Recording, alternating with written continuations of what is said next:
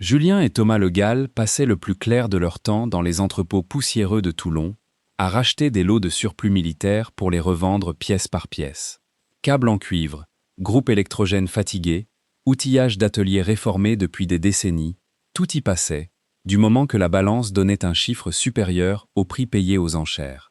Rien de glamour dans ce métier, surtout pas les jours de vente aux enchères des domaines, quand des dépôts entiers de la Marine nationale étaient liquidés en bloc à des acheteurs qui ne cherchaient qu'un bon rapport poids-prix. Julien, l'aîné, négociait toujours avec le sourire facile de celui qui a l'habitude de marchander, quitte à revenir bredouille une fois sur trois. Thomas, plus réservé, préférait fouiller les lots en silence, à la recherche du détail que personne d'autre n'avait remarqué, celui qui transformait un tas de rebuts en bonne affaire. Ce jour-là, un ancien dépôt d'Arsenal fermait ses portes pour de bon, et tout son contenu partait au poids, sans inventaire détaillé, sous un hangar métallique qui sentait la rouille et l'huile froide.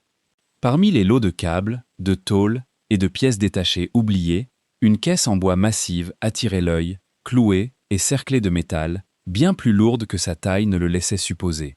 Elle portait encore des traces de peinture militaire écaillée, un numéro à moitié effacé et une odeur de bois traité qui rappelait les vieux abris de stockage.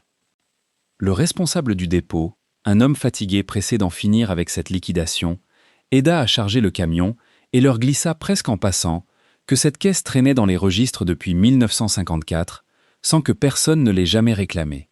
70 ans à prendre la poussière dans un coin d'entrepôt, ça n'avait rien d'exceptionnel pour ce genre de dépôt, où l'oubli administratif finissait toujours par avaler les objets les plus étranges. Thomas nota quand même la date dans un coin de sa tête, sans trop savoir pourquoi.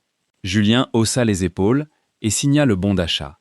Une caisse de plus, un lot de plus, rien qui sortait vraiment de l'ordinaire dans leur quotidien. Ils ramenèrent la caisse à l'atelier et l'ouvrirent le soir même, plus par curiosité que par calcul commercial.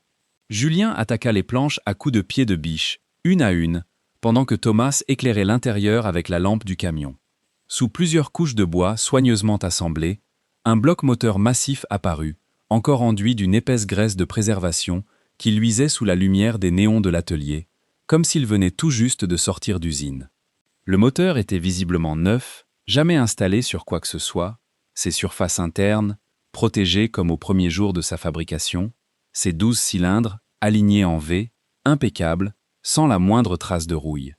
Une plaque constructeur en laiton portait un seul mot, Packard, un nom que Thomas associait vaguement aux automobiles de luxe américaines d'avant-guerre, certainement pas à un moteur marin capable d'être embarqué sur un bateau militaire. Juste en dessous, un code était gravé dans le métal, encore parfaitement lisible malgré les décennies. 2500. Les deux frères échangèrent un regard, restèrent silencieux un instant devant l'ampleur de la chose, puis en tirèrent la même conclusion évidente. Un moteur de 2500 chevaux, oublié dans une caisse depuis 7 décennies, intact, ça n'avait tout simplement pas de prix. Convaincus d'avoir mis la main sur une pièce hors norme, ils voulurent en savoir plus avant même de songer à fixer un prix de revente. Ils firent appel à Perrin, un ancien mécanicien de l'Arsenal à la retraite depuis longtemps, les mains encore marquées par des décennies de cambouis, qui connaissait chaque moteur, ayant jamais tourné dans cette ville portuaire. Perrin arriva le lendemain matin, une casquette usée vissée sur la tête, et reconnut le bloc au premier coup d'œil, avant même de s'approcher de la plaque. Il posa la main dessus, presque avec émotion, comme on salue un vieux camarade croisé par hasard, et leur expliqua que 2500 ne désignait pas la puissance du moteur, mais sa cylindrée en pouces cubes. Une confusion fréquente que même certains collectionneurs chevronnés continuaient de faire encore aujourd'hui. Bon, petite pause dans l'histoire, parce qu'on a vraiment besoin de votre aide pour continuer à raconter ce genre de découverte. Si vous n'êtes pas encore abonné, c'est le moment parfait, et pensez à activer la petite cloche pour ne rien rater de la suite. Dites-nous en commentaire d'où vous regardez cette vidéo, on adore voir jusqu'où nos histoires arrivent à voyager. Maintenant, revenons à l'atelier et au moteur de Julien et Thomas. Perrin poursuivit son explication, appuyé contre l'établi, visiblement content de retrouver un sujet qui le passionnait depuis toujours. La puissance réelle de ce type de moteur tournait plutôt entre 110 et 1850 chevaux selon les versions, un chiffre déjà considérable pour l'époque, monté par 3 sur chaque vedette rapide lance-torpille, pour une puissance combinée qui pouvait dépasser 4500 chevaux au total sur un seul bateau. Ce n'était pas 2500 chevaux à lui seul, mais un des moteurs à essence les plus puissants jamais installés sur un bâtiment de cette taille, capable de propulser une coque légère à plus de 40 nœuds sur une mer calme. Julien parut presque déçu pendant une seconde, avant de se rappeler que même diminué, le chiffre restait impressionnant pour un collectionneur. Puis Perrin remarqua le numéro de série gravé plus bas sur le carter, et son visage changea complètement. Il se pencha, essuya la plaque du plat de la main pour être certain de bien lire, et resta silencieux un long moment, comme s'il essayait de se convaincre qu'il se trompait. Thomas lui demanda ce qui n'allait pas. Perrin ne répondit pas tout de suite. Il resta debout devant l'établi, les bras croisés, le regard fixé sur ce numéro, comme s'il espérait qu'il change de forme à force de le fixer. Dehors, un chalutier manœuvrait dans le port, on entendait vaguement le grondement de son moteur à travers le hangar.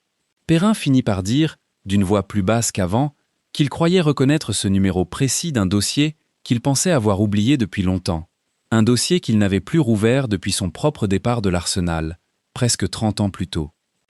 Il proposa de vérifier dans ses vieux registres personnels avant d'en dire davantage, et revint le lendemain avec une chemise cartonnée jaunie par le temps, les coins rongés par l'humidité. Le moteur avait été commandé au début des années 1950, en pleine guerre d'Indochine, pour équiper une vedette rapide en cours d'armement dans l'arsenal de Toulon, l'une de ces coques légères et rapides que la marine engageait alors sur des missions de surveillance côtière et d'appui.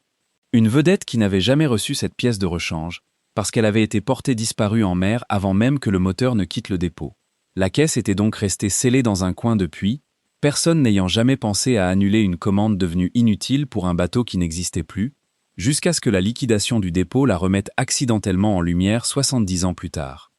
Ce n'était donc pas seulement un moteur rare oublié dans un entrepôt. C'était la dernière trace matérielle d'un bâtiment que la marine avait officiellement classé comme naufragé par accident, dans un rapport de 3 lignes qui n'avait jamais vraiment satisfait les familles à l'époque. Mais un second document, glissé au fond de la même chemise, plus fin, presque froissé, racontait une toute autre version des faits. Un rapport interne, resté classifié pendant des décennies, suggérait que la vedette n'avait pas coulé par accident, mais avait été volontairement sabordée par son propre équipage, en pleine mission, dans des circonstances jamais rendues publiques. Le rapport évoquait une cargaison non déclarée à son bord ce jour-là, sans jamais préciser sa nature exacte, ni pourquoi l'équipage avait préféré couler son propre bateau plutôt que de rentrer au port avec ce qu'il transportait. Les familles des marins portés disparus n'avaient jamais reçu que la version officielle d'un naufrage accidentel, sans jamais connaître le reste de l'histoire, ni même soupçonner qu'il y en avait un. Julien et Thomas comprirent, en refermant la chemise, que le moteur qu'ils comptaient revendre à prix d'or quelques jours plus tôt était devenu bien plus qu'une simple pièce de collection. C'était une pièce à conviction dans une affaire jamais résolue, celle d'hommes disparus dont personne n'avait jamais raconté toute la vérité. Ils avaient déjà reçu une offre sérieuse d'un collectionneur privé passionné de vedettes de guerre, un homme qui avait rappelé 3 fois en une semaine pour faire monter son offre, une somme qui aurait largement couvert leurs frais pour l'année entière, peut-être même plus. Julien y pensa un instant, en silence, avant de regarder son frère. Ni l'un ni l'autre n'eut vraiment besoin de prononcer la phrase à voix haute. Ils choisirent de renoncer à cette offre. Les frères transmirent le moteur ainsi que le dossier complet de Perrin au service historique de la Défense, qui rouvrit officiellement le dossier de la vedette disparue quelques semaines plus tard. Des experts navals réexaminèrent les rapports d'époque à la lumière des nouveaux documents, recoupant des témoignages jamais pris au sérieux et des archives poussiéreuses restées closes pendant des générations. L'enquête qui suivit permit aux familles des marins d'obtenir, après plus de 70 ans de silence, une version des faits enfin plus honnête que celle qu'on leur avait toujours racontée, même si certaines zones d'ombre, sur la nature exacte de la cargaison disparue, ne seraient sans doute jamais complètement éclaircies. Le moteur Packard est aujourd'hui exposé dans un musée naval, non pas pour sa puissance impressionnante, mais pour l'histoire qu'il a fini par révéler après tant d'années passées dans le noir d'un entrepôt, sous une plaque qui mentionne désormais bien plus qu'une simple cylindrée. Perrin vient parfois le regarder, le dimanche, en repensant à ce dossier qu'il croyait avoir enterré pour de bon. Julien et Thomas continuent d'écumer les ventes de surplus dans toute la région, mais ils regardent désormais chaque caisse un peu différemment, en se demandant ce qu'un simple chiffre gravé dans le métal pourrait bien cacher derrière lui. Merci d'avoir suivi cette histoire jusqu'au bout. abonnez-vous, activez la cloche et dites-nous en commentaire d'où vous nous regardez ce soir. Une caisse achetée au poids peut parfois peser bien plus lourd que son métal.